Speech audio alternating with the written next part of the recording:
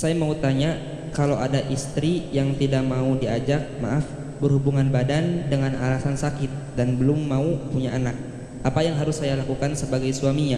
Dan apa yang harus dilakukan ketika syahwat saya memuncak sedangkan istri tidak mau sama sekali? Terima kasih.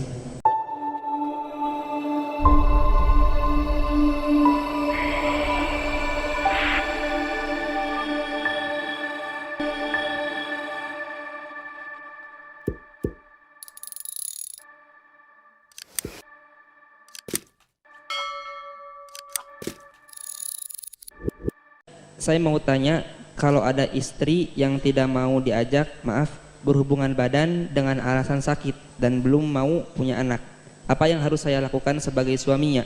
Dan apa yang harus dilakukan ketika syahwat saya memuncak sedangkan istri tidak mau sama sekali? Terima kasih.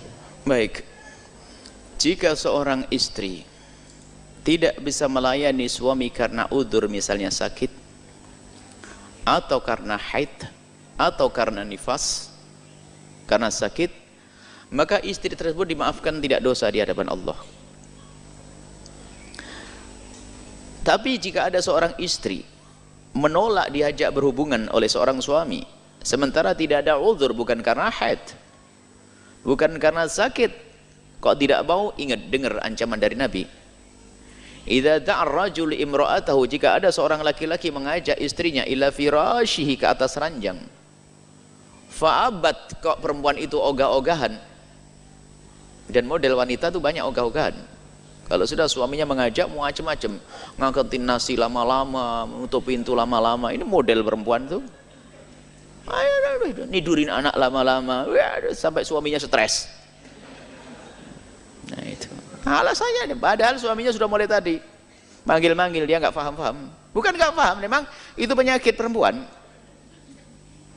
Perempuan yang kurang paham. Kalau mengerti hadis ini, lihat, fa'abat, lalu kok ogah-ogahan sang perempuan tersebut, fabata ghadbana, kemudian sang suami tadi semalam suntuk kok ngedongkol, la'anat hal malaikatu, maka terkutuk, dikutuk oleh malaikat, didoakan jelek, dikutuk oleh malaikat hatta tusbih, sampai pagi.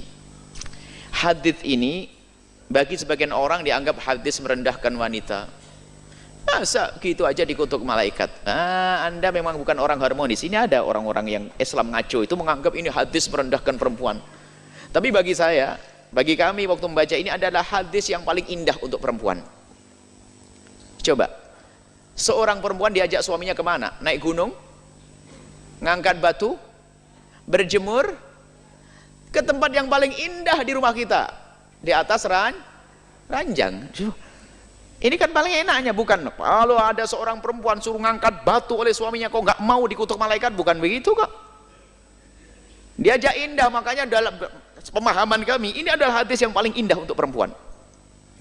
Sudah begitu ya ancam, kalau nggak mau awas, suruh enak, suruh seneng, nggak mau diancam, awas ya. Duh, enak bener itu. Dikutuk malaikat sampai pagi. Ini hadis paling indah. Artinya apa? Jangan sampai Anda sebagai seorang wanita semacam itu. Dan tingkat ogah-ogahan itu macam-macam, sampai tidak melayani suami, dosa besar.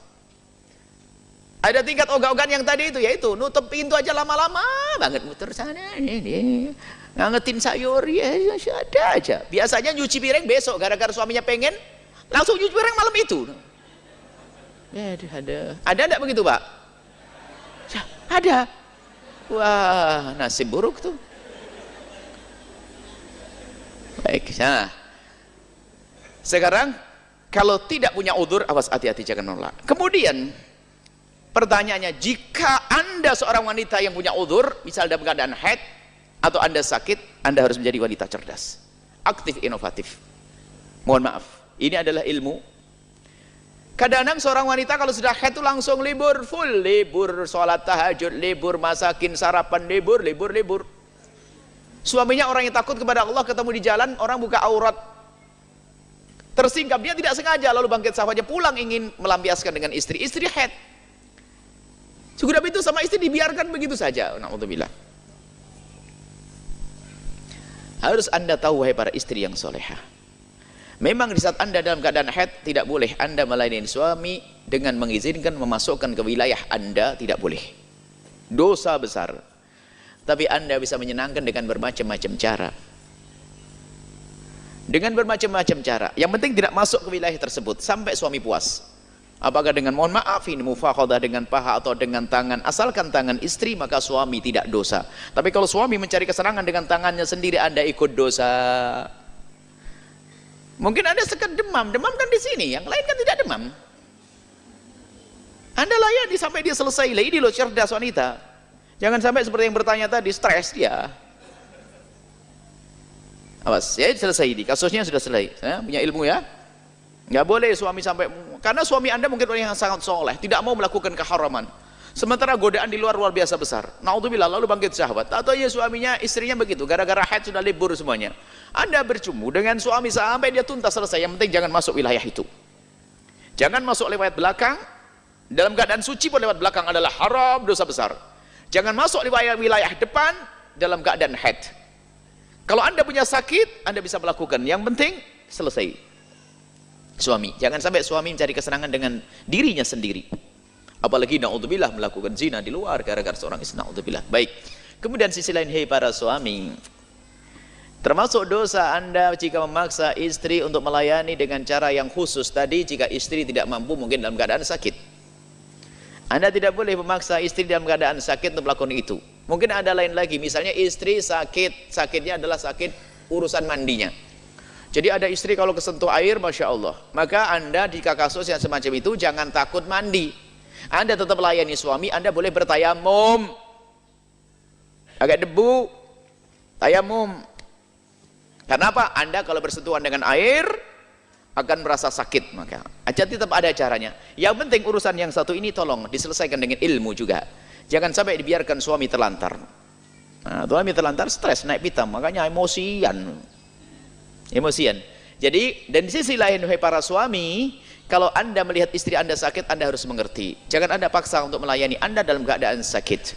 Apalagi yang mungkin dia tidak akan bisa melampaukan. Sampai Nabi itu mengajarkan agar suami itu kalau mau pulang ke rumah itu memberi tanda, jangan bikin kejutan.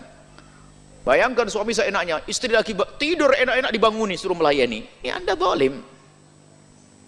Mungkin Anda sudah kasih tahu, Ma atau Umi atau Neng, ya, saya mau pulang nanti jam 12. Waduh, kalau sudah ngasih jam itu berarti Anda siap-siap, gitu loh. Yang paham, cerdas. Suruh belanja tok cerdasnya, ini kan repot. Ya seperti itulah. Semoga Allah menjaga kita semuanya.